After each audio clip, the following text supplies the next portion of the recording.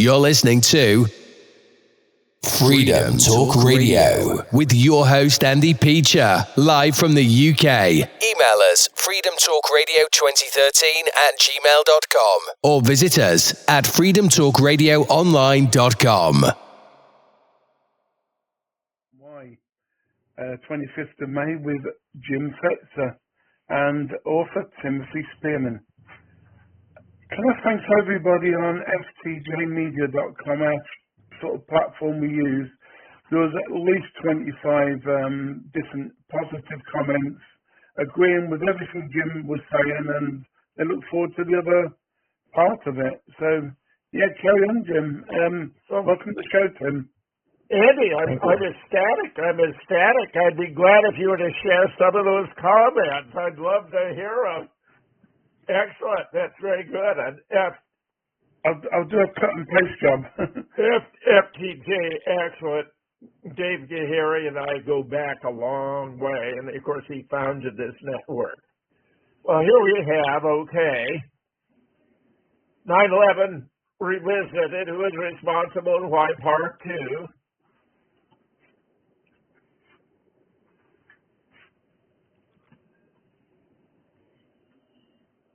What we're seeing there is, of course, just a general scene from New York City that day where so much was going on. Next slide. Oh. Yes, there were over 200 Israeli Mossad agents who were entered into the United States as art students by the CIA. They had multiple roles, including planting jammers on buildings, to block Port Authority dispatchers and first responder radios, to plant explosives on the New Jersey side of the George Washington Bridge where the cables were anchored, to explode a truck in the Lincoln Tunnel, explode a truck in the Holland Tunnel, to bring down the Brooklyn Bridge. This is really outrageous. It was to be a huge attack. Actually, New York, Manhattan as an island for effect, as though it were not sufficiently spectacular what actually was accomplished. Please continue. And there were 5 Israelis who were seen dancing, celebrating in the Liberty State Park across the Hudson River from the World Trade Center, who were filming the destruction of the buildings as it took place, and the resident thought it was very odd. They were doing high fives. They were celebrating. They were real happy when it was obviously a cause for enormous concern and distress. This led to her calling the police, and they were able to arrest them in the van. There were box cutters there, a residue of explosive money, passports. The driver, when the officer approached, said, "We're not the problem. Your problem is our problem. The Israelis are the problem." And of course, in relation to 9/11, that was as absurd as it gets. But they were reporting already from the start that the Popular Front for the Liberation of Palestine had called in claiming responsibility and showing archival footage of Palestinians rejoicing. This is a very characteristic aspect of an Israeli psyop. They go a bridge too far, in my opinion, by being very conspicuous and blaming it on their enemy, the Palestinians. Next slide.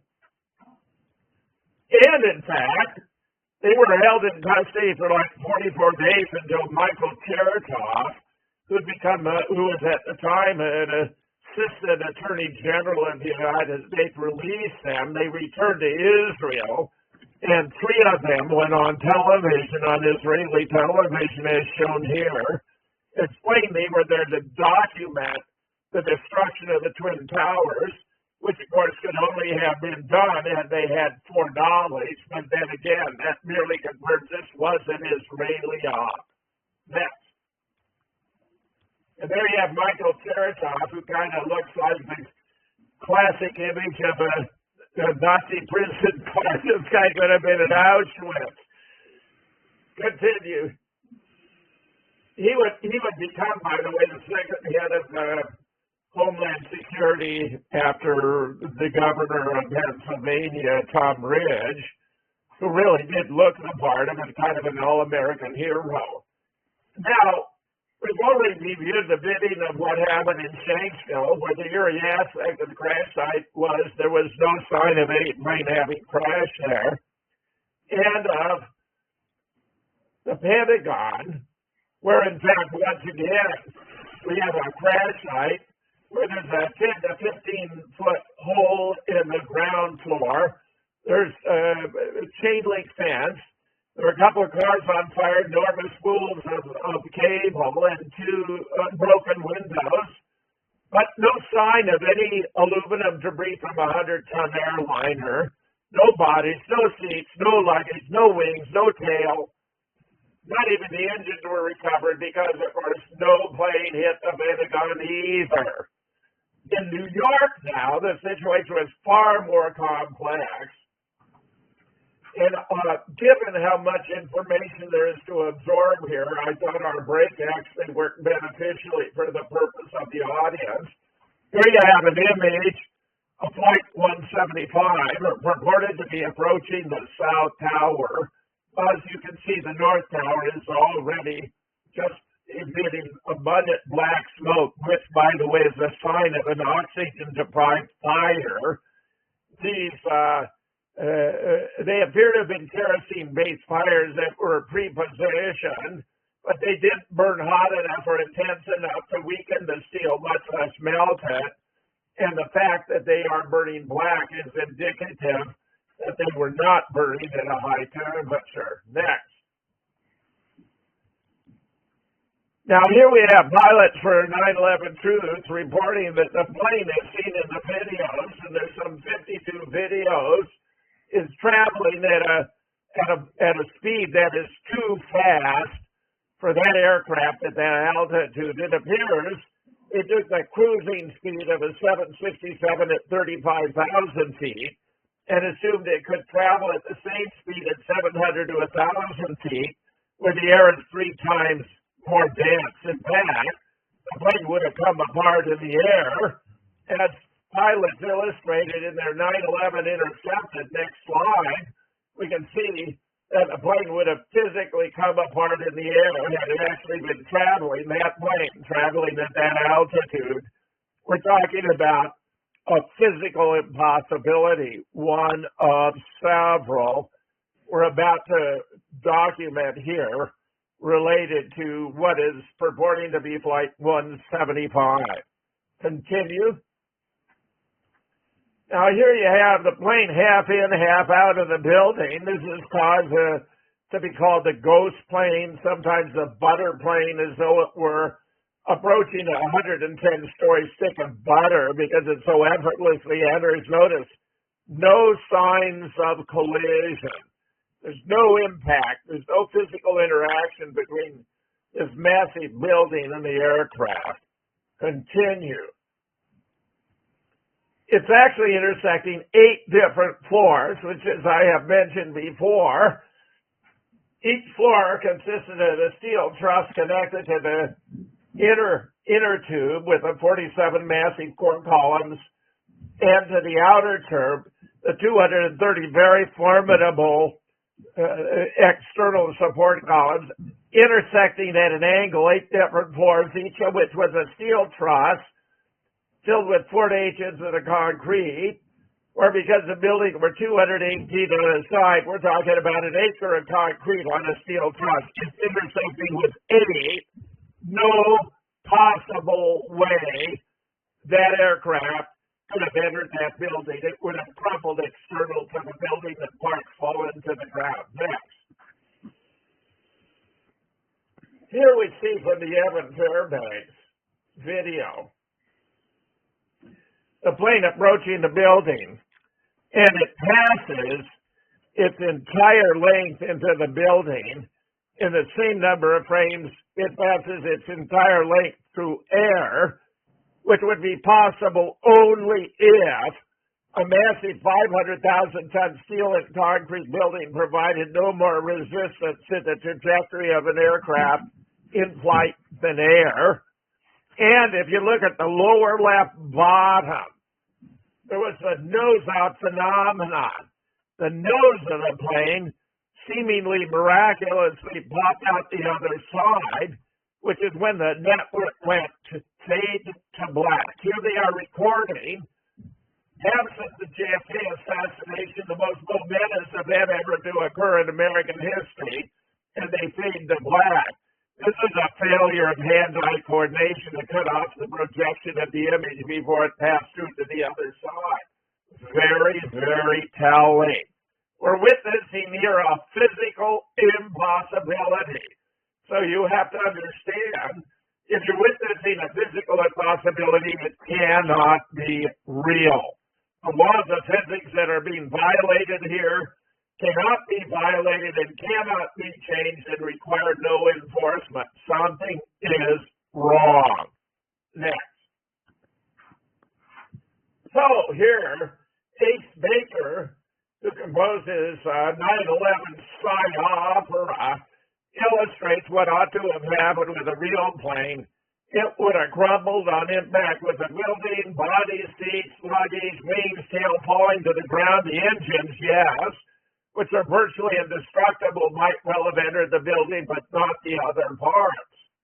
And yet we have photographs, as the next slide shows, beneath the facade. Well, here you had a spectacular fireball when the plane entered the building, which had to be, as I'll explain subsequently, from pre-positioned explosives set off to be exploded when the plane appeared to enter the building. Next, continue. Here we have the facade beneath the north and the south tower, where had these been real planes, you would have had body, seats, luggage, wings, tail, lots of evidence that a plane had impact there, but no, they're bereft of any of the above, which tells us from the absence of the effect, the absence of the cause, no real plane hit the building. Next slide. Now, an engine did show up at Church and Murray, and it was sitting on the sidewalk. It was under a steel scaffolding and a canopy, which were undamaged. Now, right off the bat, you have to appreciate that anything that massive hitting a sidewalk at tremendous velocity would have ripped up the sidewalk. For the purpose in what with the city of New York to extra expense. So instead, as Jeff White, a legendary photo and film analyst from JFK, who assisted me in 9/11 research, discovered video from Fox on the left showing agents wearing FBI vests unloading something heavy. And if you notice in the foreground of Dolly, they may well have used the help to put it in place. Experts have ascertained this was an antiquated engine not currently in use by the airlines. It was a plant that was supposed to substantiate the idea that a real plane had hit the South Tower, but actually, when you understand what's going on here, refutes the hypothesis. Next.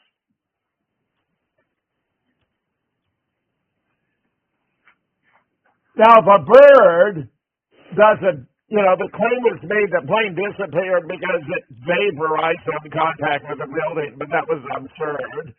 If a bird doesn't vaporize in the process of slicing a wing, then a plane should vaporize during the process of slicing steel and concrete. What's the evidence that a plane created those holes? And indeed, I believe this was part of the mission of the Gelatin Group, the art students, Israeli art students who had free access to the buildings prior to 9/11 and appear to have prepped the walls, positioning the explosive to create the images that were supposed to have been caused by planes entering there.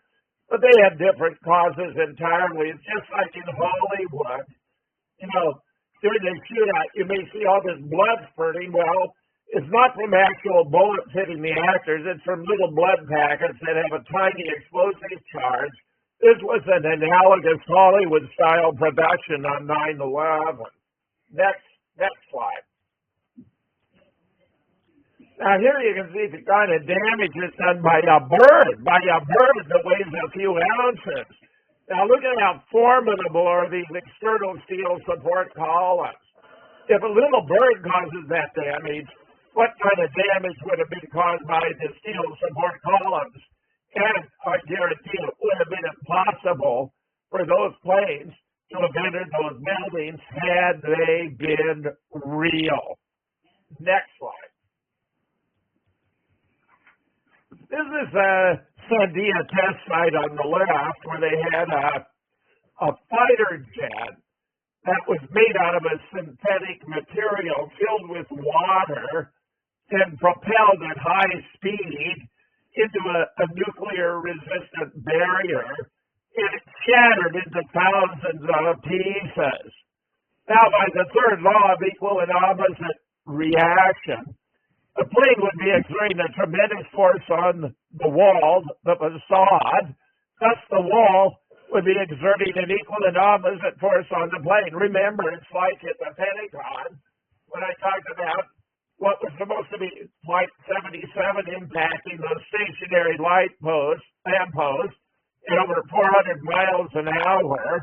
The effect would be the same as if the plane had been stationary and the lamppost had impacted it going over 400 miles an hour.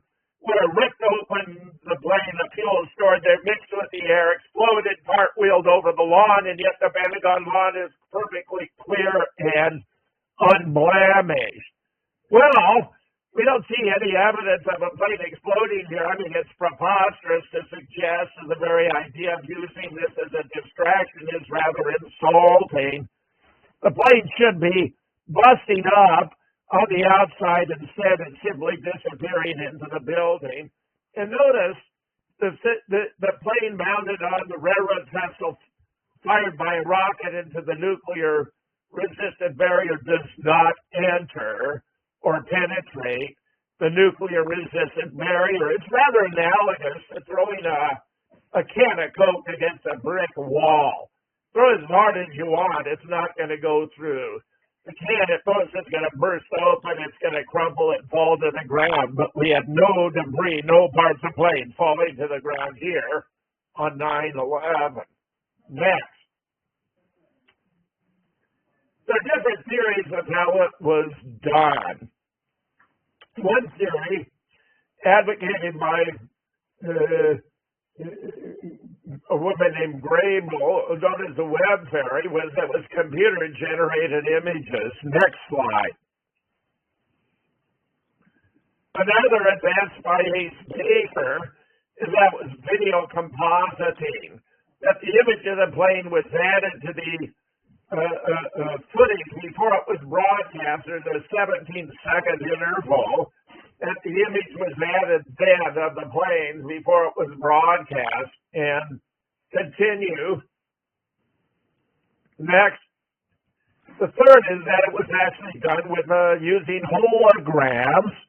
And I'm going to explain how we know that, in fact, of the three theories, only the third, that there was holographic projection, can account for the data, which includes, of course, the nose-out phenomenon, which was a real major blunder. Continue, please. Next, Andy, yes. Now, Richard D. Hall of the UK published his Flight 175 3D radar study years ago, where he studied the various videos that have been taken of Flight 175, and there are 52, but he found like 27 of them to be sufficiently precise that he could actually make plots of the location of the plane at the time it had approached the South Tower.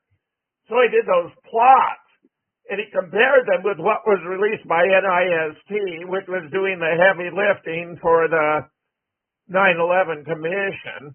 and found they had a similar series of plots that they claim was confirmed by radar study. But when Richard looked at the radar data, it did not look right to him. So he decided to look elsewhere next.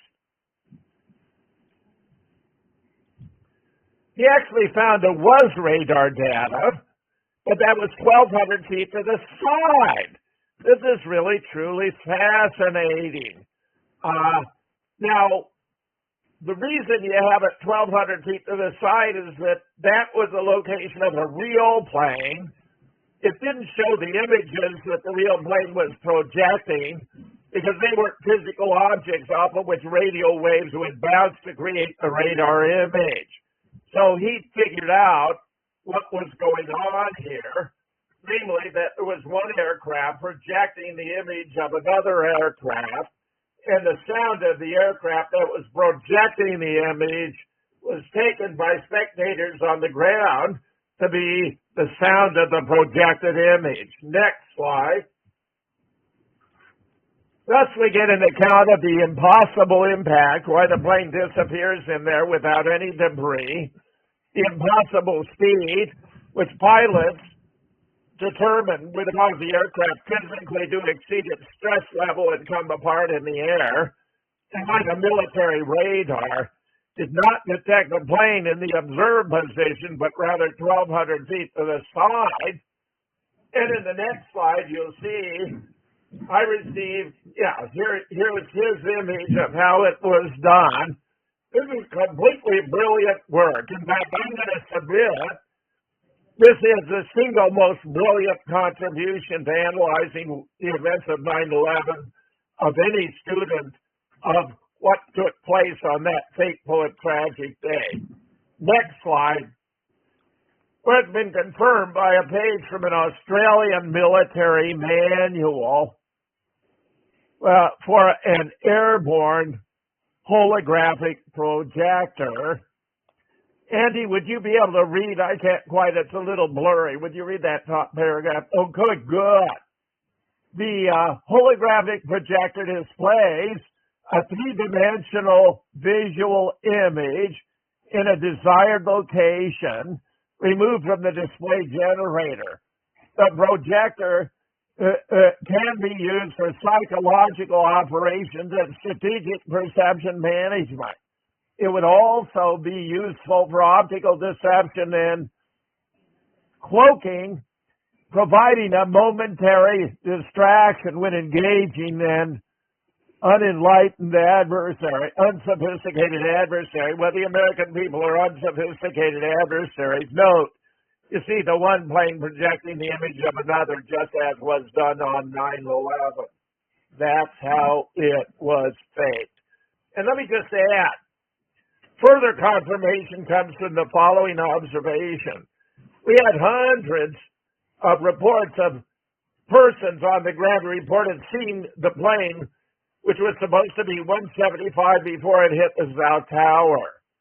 If it had been done either using computer-generated images or video compositing, the only time a plane would have been visible approaching the tower would have been in the broadcast footage.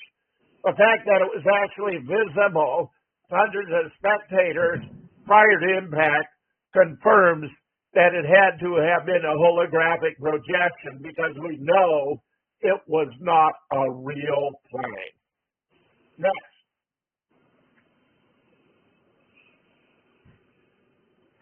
Now, it turns out Flight 75 was also still in the air. This is just like Flight 93 in Shanksville, which was over Champaign-Urbana, Illinois. Flight 175 was detected over Harrisburg and Pittsburgh, Pennsylvania, after it had officially hit the South Tower. And as it may be in the next slide, if you can proceed to the next slide, I obtained FAA registration data that showed that the aircraft used for those two flights, and remember, the same airplane could be used one day to fly from Tampa to Chicago, the next day fly from New York to San Francisco. The two aircraft that were used for Flight 93, Shanksville, and 175 South Tower were not even formally taken out of service or deregistered until 28 September 2005, raising the following questions. How can planes that were not even in the air have crashed on 9/11? And how can planes that crashed on 9/11 have still been in the air 4 years later? Enormous scandal here, properly understood. Next, yes, thank you. And note, if no planes crashed, and no passengers died, and no Islamic hijackers caused them to crash, and if no Islamic hijackers caused them to crash, and there was no warrant or any justification for the war on terror, which would follow based upon a fabricated event, a false flag event, where, however, real buildings were destroyed and real Americans did die. Next. Donald Trump was the first person in the world to contest the official version of 9/11 on television that very day. After having noting the engineers who built the Twin Towers were now working for him, he declared on New York's Channel 9 that it was impossible that Boeing could have burst through the steel structures of the tower. He continued stating it was also impossible that Boeing could have caused the towers to collapse. He concluded affirming there had to be other factors of which we were as yet unaware, even using the word bombs, meaning some powerful source of explosive force that indeed was involved in the destruction of the World Trade Center. Continue, please. There was an earlier explosion in the sub-basements of the North and the South Tower. This was intended to coincide with the moment the holographic images encountered the buildings and would be attributed to jet fuel having fallen through the elevator shaft into the sub-basement. Continue. It turns out again there was a damage to the lobby. A lot of windows were blown out. It did create a seismic recording. Continue, please. Here you have the earlier. Notice the very earlier, these rather modest up at the top, seismic.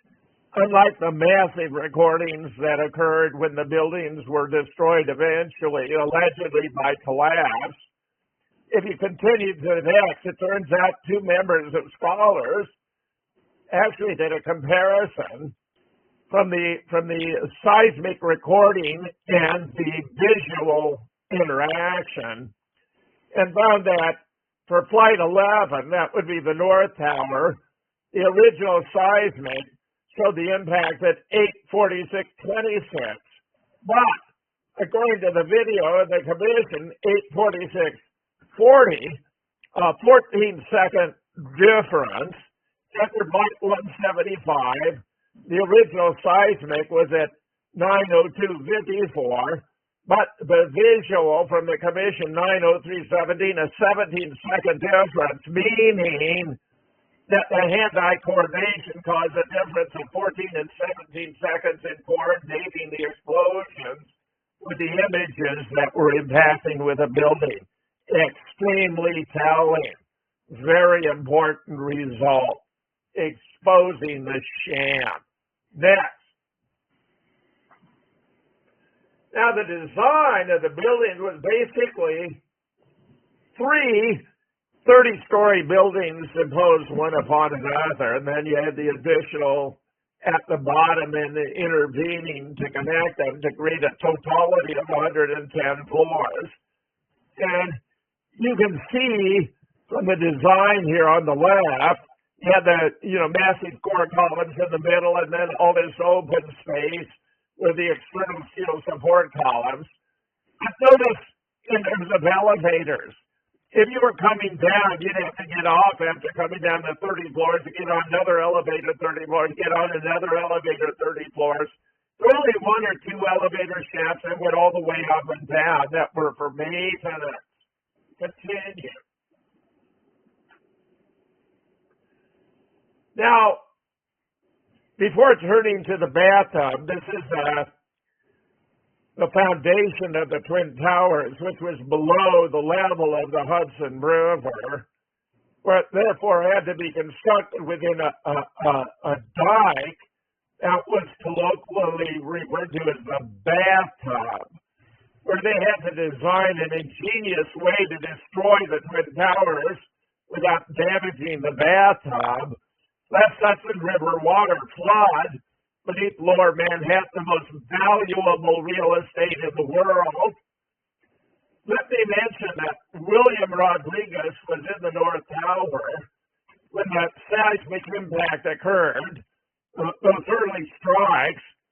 And when he was here in Madison, Wisconsin, Kevin Barrett and I took him to dinner after he gave a wonderful talk, and he explained how he watched the water fill up the sub-basement in the aftermath, and I realized that had been the purpose of the original strike, to drain the sprinkler system, which had been installed, a decade before, after there'd been an intense fire in the North Tower, in order to extinguish fires, and that they had to drain the water from the fire system lest it extinguish the very modest fires that would ensue from their staged events of the planes entering the building that had prepared prepositioned kerosene or even napalm they had there. So what we're looking at is the bathtub. To understand how it was below the level of the Hudson River, you might scroll down just a tad more, right? Below the level of the Hudson River in order to protect the building, the flooding beneath this most valuable real estate next. This is afterwards. Andy, maybe we can shrink the image just a bit. We can see it better, I think. Yeah. Yeah, good. Perfect. That's perfect. That's where the North and the South Tower stood. Now, it would happen that because of the ingenuity of the design, the boat, the bathtub remained largely intact. It kept Hudson River water from flooding beneath Lower Manhattan. Continue next. Now here you see the North Tower in stages of its destruction. Notice you got explosion going out in every direction from the top down. This is nothing like a bona fide collapse. We actually had that with Building 7. We had all the floors coming down at the same time, and no blowing apart in every direction, and when it was all over, it was a stack of debris equal to 12% of the original height of 47 floors. For the Building 7, that was 5.5 floors. Now, because the North and the South Tower were 110, that would have been 13.5 floors, but it wasn't there. Author Frank Morales from St. Mark's Episcopal Church, he was a first responder, reported on my radio shows on 2 different occasions that there was nothing there, that the building were destroyed to or even below ground level, which of course is further proof they did not collapse. So while I would refer to Building 7 as a controlled demolition, I would refer to 1 and 2 as a demolition under control, but it was definitely not a collapse. Continue, please. Now here's the official story, which is a fantasy. The idea is supposed to be the planes intersected and they weakened because of the hot temperature of the steel to cause it to melt. But in fact, because it was an oxygen-deprived fire, it didn't come within 1,000 degrees of affecting the steel. And what they had was a demolition that they had arranged in advance, where the government then claimed the higher floors collapse onto the lower and leading to further collapse on downward, which contradicts the engineering design and the safety features built into the building. This kind of pile driver collapse was not a physical possibility, including that the buildings were designed with a safety factor of 20, which means every floor could actually support 20 times its expected dead load absent personnel in their property, their desks, and their computers, or live load. Next. Here, Chuck Baldwin, who is a retired high school math, physics, and chemistry teacher, did a calculation and discovered for every unit of downward force, there were 118 units of upward force. In other words, there's no possible way. And in part, this is expecable because of the thickness of the steel, which was very substantial at the bottom, but got only up to 1/4 of an inch at the top. No possible way could these buildings have collapsed. Next. And yet here you see, look at this. Maybe the single most spectacular photograph from 9/11. Could anyone in their wildest dreams imagine that's a collapse? The building is blowing apart in every direction, required massive source of energy, just as Donald Trump himself observed the day of the event. No possible way. And in the foreground, you can actually see Building 7 standing there, thus far uninjured, unharmed, and would only itself be destroyed 7 hours later. Continue. Now, this is a gift, and if it were playing, we would see the last spires of the North Tower disintegrating, which was an effect that was brought about by the nuclear demolition process, molecular dissolution. It's fascinating. Judy Wood has claimed this would be a result of a directed energy weapon, but a directed energy weapon wouldn't create this massive blowout in every direction, wouldn't convert the building into millions of cubic yards of very fine dust. I mean, to my knowledge, there's no aspect of 9/11 that is not explainable by the many nuke hypotheses, and yet several challenges confront the do hypothesis, as I'm going to explain, much less nanothermite, which isn't even a serious contender once you understand what it's capable of and not. Next. Here you can see this conversion of these massive 500,000 ton steel and concrete buildings into very fine dust, millions of cubic yards of very fine dust. Converting material into very fine dust is a signature of the use of nuclear devices, and there you see it on full display. Next. How much of that dust would have been poisonous asbestos dust, which would cause massive incidents of asbestosis in do you know? Andy, it was very unsafe to breathe, and yet Christy Whitman, who was then the secretary of the EPA, said that the air was safe to breathe, contradicted by the history of medical maladies, including esophageal, pancreatic, leukemia, multiple myeloma, very parallel to what happened at Chernobyl. And in fact, as of this date, around 70,000 first responders or residents of the city have suffered debilitating effects or even death. Here we're talking about the South Tower, where the top floors started to tilt when then the explosion was set off, and even Steve Jones acknowledged his astonishment that tilting part of the tower just disappears. Now, what we're looking at is the first of a sample of diagrams from the Hans Palmer, Pommer report, where he's a brilliant physicist who figured out how it had been done. And when Gordon Duff, who was at the time the senior editor of Veterans Today, which had already published 50 articles on the use of nukes on 9/11, discovered this, he was blown away because it explained and confirmed everything they had been reporting.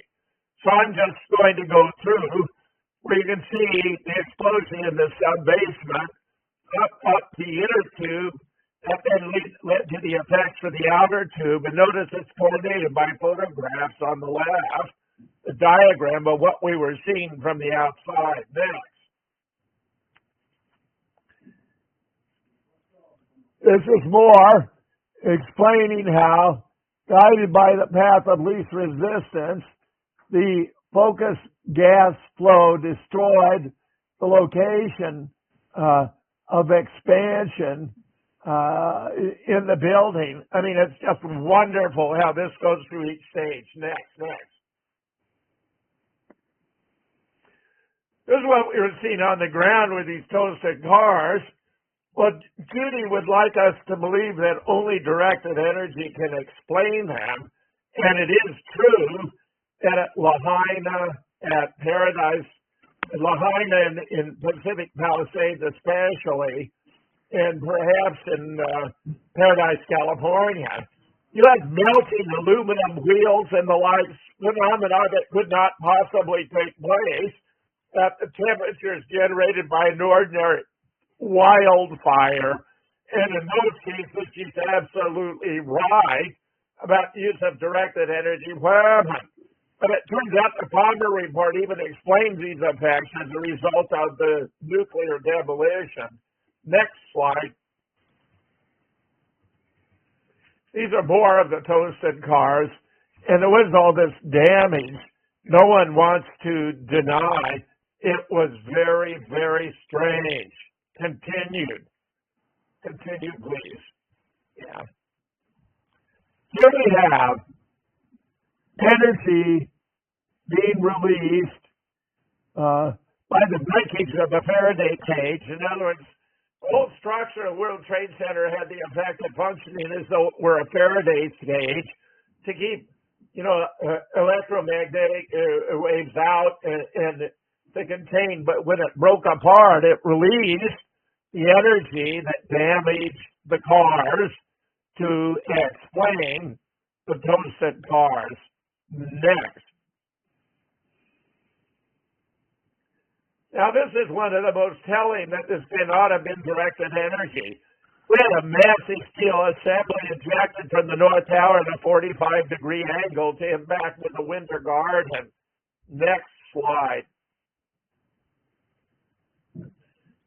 This is what one commentator suggests, the Winter Garden, where dudes and nanothermite go to die. Next slide.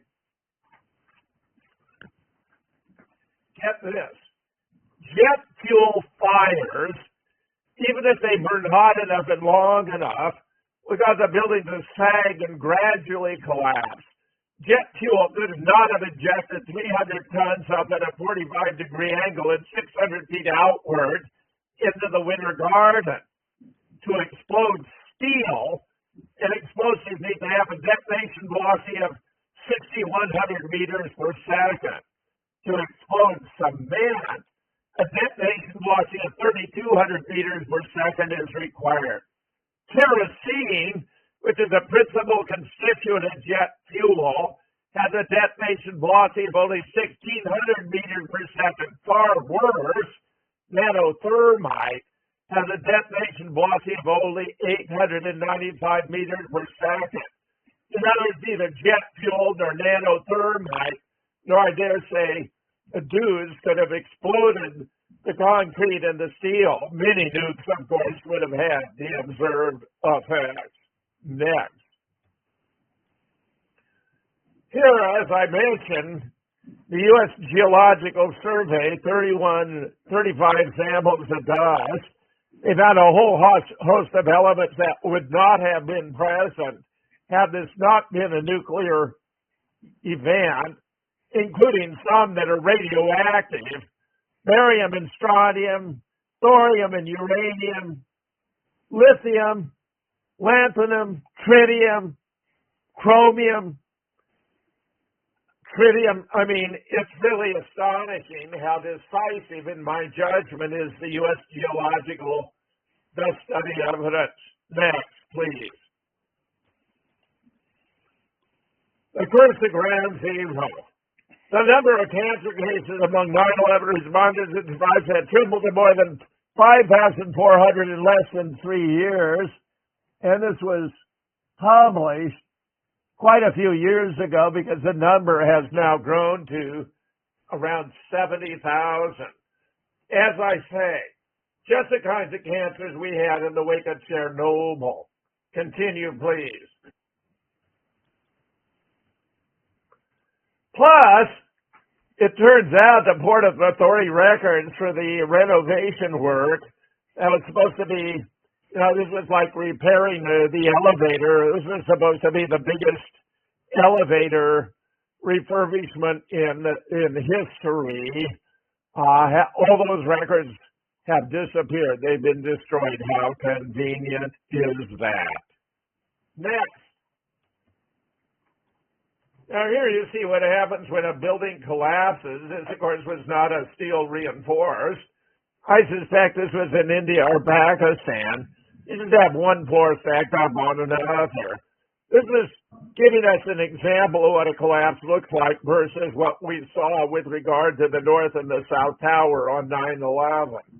Next. Now here you have the classic controlled demolition of Building 7. All the support columns are taken out at the same time. The building falls straight down into its own footprint, leaving a residue, 12%, the original 47 floors, 5.5 floors. Totally unlike what happened to the North and the South Tower. Just look at those photographs we had before. No blowing apart in every direction, no conversion into cubic yards of very fine dust, and it left a residue, as we'll see in the next slide, please. There you have 5.5 floors of debris from Building 7, which was brought down by a classic controlled demolition. Continue. And here you see Barry Jennings. This is a fellow who worked for the New York Emergency Management. He went to Building 7 in the morning because Rudy Giuliani, who was then the mayor, had a command and control center of 2 floors, which had their own air and water supply. When he got there, he found still steaming cups of coffee, half-eaten sandwiches. A fireman came along and said, "We've got to get you out of here." While he was inside the building, he heard explosions taking place. A stairwell fell out from under him. At one point, he felt himself stepping over dead bodies, which in the pitch blackness he could not see, but which he reported when he got outside and was being interviewed. Next. Now here you see Building 7 in the left, and yet in the immediate foreground on the right, that's where the North Tower stood. Notice there's that 5.5 floors of debris, but no 13.5 floors for Building 1. By the way, Barry Jennings, when the 9/11 Commission report was first released, it had nothing about Building 7. And when critics pointed it out, they went ahead and did a new study of Building 7. They would claim the very modest fires and cause it to collapse, which was absurd, completely absurd. But it just so happened that a man who'd been there and could have contradicted based on eyewitness experience died mysteriously like 2 days before the report was released. I submit that was no coincidence. Next. Now here you have James Stanley, a BBC reporter, who was at 458 reporting that the Solomon Brothers building, which was another name for Building 7, had collapsed. And yet, look, there it is, Building 7, still standing over her shoulder. She got ahead of the script. Next slide. So there you have it, Jane Stanley, the 47-story Solomon Brothers building close to the World Trade Center has collapsed when it hasn't. Well, it was just wonderful to show there was a script for this. It was all written out. It was all taking place. It was not spontaneous, taking place in real time, but according to a very well-defined agenda, where there were some glitches, of which this is a stunning example. Next. There you had Rudy Giuliani. I think Rudy thought 9/11 was going to make him, America's mayor, and he'd be elected to a third term. It happened to be election day in New York City, which may have had something to do with the timing, but it was not to be. In fact, Rudy, let me say, had 115 dump trucks lined up the following day to remove the rubble from the World Trade Center site over the opposition of fire officials and other experts who insisted an investigation to be conducted to determine what had happened. Now, bear in mind, in New York, it would probably take you a month to arrange for one dump truck. Rudy had 115. And as Judy Wood astutely observed, it wasn't just what they were taking out, it was also what they were bringing in, which was hundreds of tons of dirt, which was put on the rubble to absorb the radiation, just as was done at Chernobyl. So here's a relatively lower ranking perp, but among the perps who brought us 9/11, Rudy Giuliani. Next. Now this is Philip Zelikow. He is today a professor of history at the University of Virginia, where I was privileged to teach as a visiting professor twice, as a visiting associate professor in 77, 78, and a visiting full professor in 81. Philip Zelikow became the executive director of the 9/11 Commission after Henry Kissinger declined the honor because it would have entailed exposing all of his financial entanglements. Philip Zelikow had his area of specialization in the academy before he entered government, the creation and maintenance of public myths, MYTHS. I submit Philip Zelikow was the author of the script for 9/11. He had a complete version of the 9/11 report done a year before he shared it with any member of the staff. And who better to navigate the shoal to ensure the 9/11 Commission not expose anything it should not expose than the guy who planned the entire event? I offer you Philip Zelikow. My opinion, this is the guy. Next. And of course, they needed to bottle up any lawsuits such as one Judy Wood brought, which I thought was totally appropriate, well justified. They have a judge in the U.S. District Court for the Southern District of New York, Alvin K. Hellerman, been involved in high-profile 9/11 cases, including a consolidated master case against 3 airlines, ICTS, and Pinkerton's security firms, Boeing and World Trade Center holdings, all of which were bottled up and contained and dismissed by Alvin K. Hillerstein. So no matter the merits of Judy's case, which I thought was exemplary, it wasn't going to go anywhere. They had all their bases covered. Next. And here you see the originators of the 9/11 event. Ehud Ur on the left and Bibi Netanyahu on the right. Bibi afterward would say of 9/11, it was very good for us, good for Israel.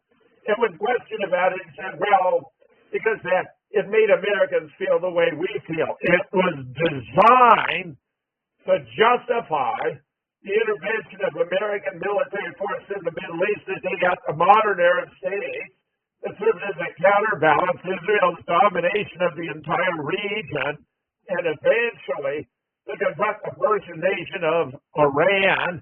Many political commentators today believe what's been going on in Gaza, in Syria now, is finishing the job to promote the Greater Israel Project, which takes a chunk of Egypt, virtually all of Syria, Saudi Arabia, Lebanon, Jordan, even parts of Iraq, to create the Greater Israel of Zionist dreams from the Tigris River to the Nile, which are the two blue lines represented on the Israeli flag.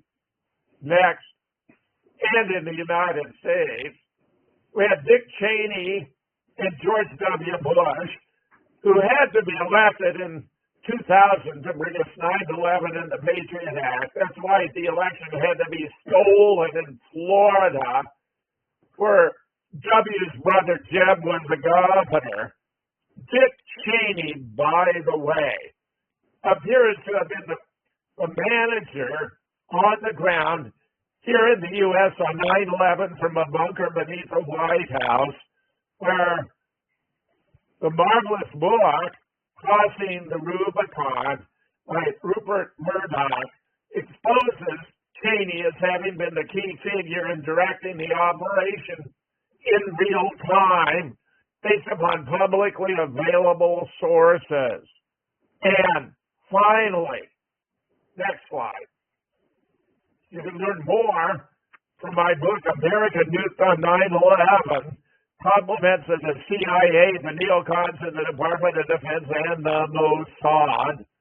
And Andy and Tim, I want to thank you for the privilege of joining you today to complete this review of what we have learned about 9/11, because the world deserves to know. Absolutely. Thank you, Jim. I haven't got one thing that I can cross-examine you on. Everything you've said makes absolute sense. It's actually, for me, Tim, it's been years knowing the truth, and I think this little production has told us the truth in depth on every single slide. You know, this was good, and we're honored that you gave us the opportunity.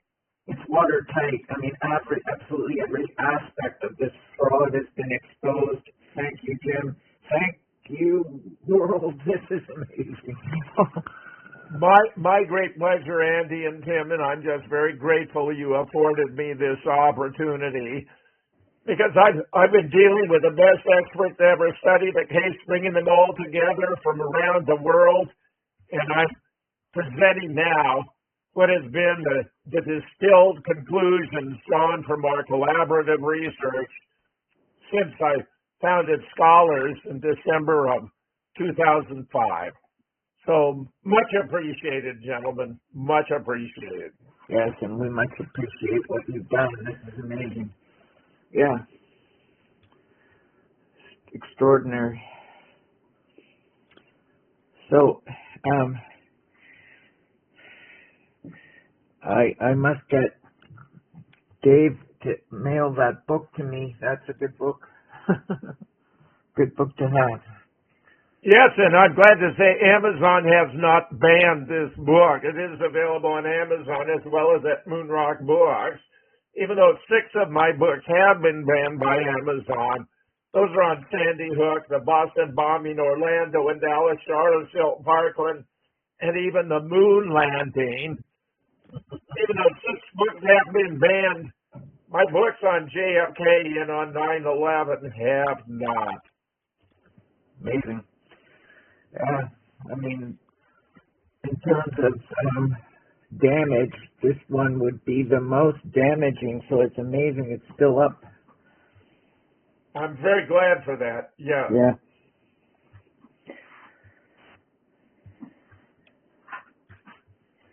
Yeah, and I like the fact, courtesy of the CIA or something like that. The CIA, the neocons, and the DOD, and the Mossad. Yes, yes, yes. Tim, do you have anything to add to this part of it? I want to talk about that issue of the art students that were brought in in great numbers. Among those was a group Gelatin, which actually did have a website showing their so-called art exhibition in the tower number 1 on the 91st floor. I do have if you go back to the slide set, we do have a photograph of the Gelatin group in the North Tower where they have the boxes of fuse holders. I would guess it might be slide number 23, something like that. Way back here. Keep, go forward, yeah, go forward. More. Yeah. I was wrong about the number. Continue. Certainly appreciate the instant review. Very nice. Very nice. Okay. Yeah, keep going. Just keep going, Andy. This is good. This is useful to have a review, a refresher, as it were. I may or may not have mentioned that Major General Albert Stubblebine and I did a show together where I reviewed all the evidence for the fabrication, the faking of all 4 of the crash sites. And he had been in charge of all U.S. military intelligence, including photographic. So he was about as good an expert as one could have. There he is there. And he not only agreed with me, but added additional reasons why I was right. So I was, ecstatic about that sensational interview with General Stubblebine. Yeah. You're getting there. Yeah. Okay, well, in the Metro section of the New York Times, there was an article that appeared on August the 18th, 2001, titled "Balcony Seen," or in brackets, in parenthesis, or unseen atop the world. And it had to do with gelatin. And in the There it was. Actually, it was on last slide of the first show, or next to last, right there. There you go. Go right ahead, Andy. And in that article, there's actually a picture of one of the members of Gelatin looking out of the World Trade Center Tower number 1, which is clearly not possible unless the window was removed, because the glare would have reflected off the window and wouldn't have thrown anyone inside. So he's looking out because Gelatin, removed the window, which has been pointed out to be very illegal. They need permission to remove a window. They didn't get that permission, and they removed this window, and you have to clear the street below when you're going to do something like that, and it has to be coordinated and planned, and you need permission for doing so. So, that in itself was an illegal act. Well, Andy, they were doing what they call performance art external to the building. They created scaffolds outside the building at these very high levels, which were drawing a huge amount of attention from the public below. I mean, there was news stories about it at the time. Performance art. So they may have had some form of permission, perhaps from Larry Silverstein.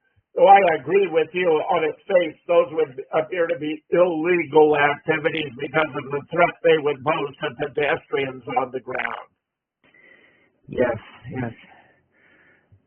Anyway, there were cross-dressing as part of the performance art, and if you're a full-blooded American security guard and you watch these cross-dressers walking through the lobby, chances are you would turn the other way in disgust in that time frame that we're talking about. And so I imagine they were able to access the floor level of the building just simply because they were ignored. And there's no cameras up at the upper floor levels of the World Trade Center. So they basically completely circumvented and skirted security. Yeah, they had to run. They had to run at the building, no doubt about it. Larry Silverstein allowed them because he was in cahoots. As I mentioned before, he and Bibi Netanyahu, close personal friends, they had conversations every Sunday. Yeah, no doubt.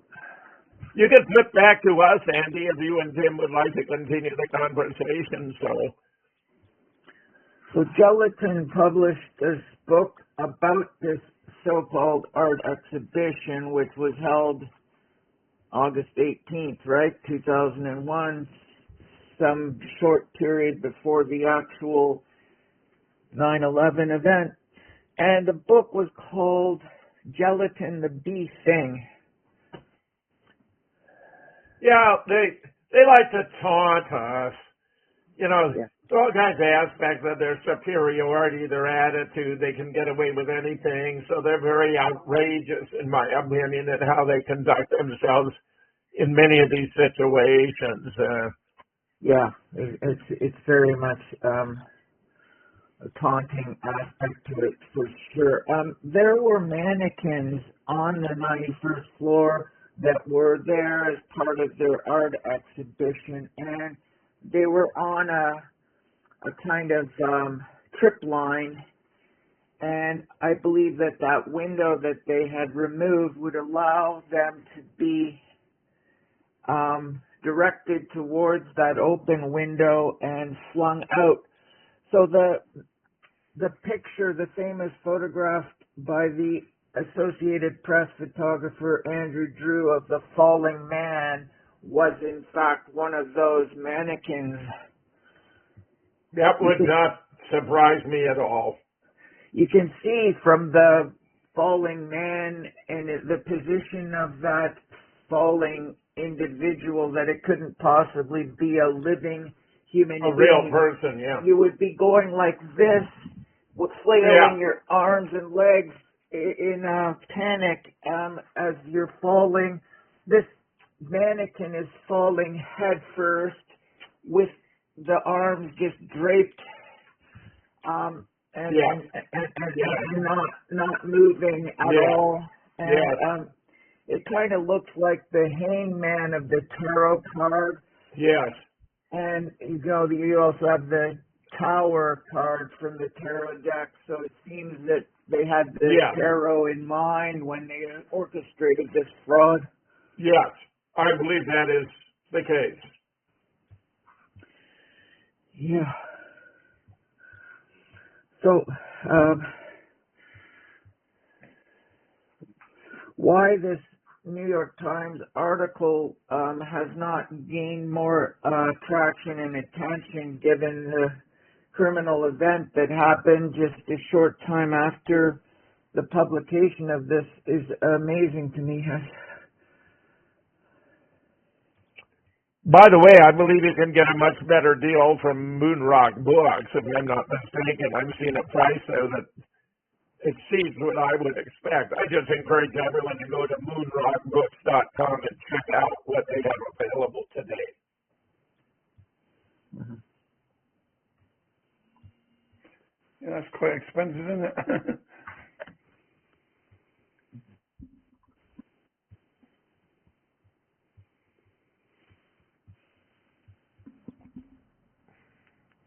Right, Tim.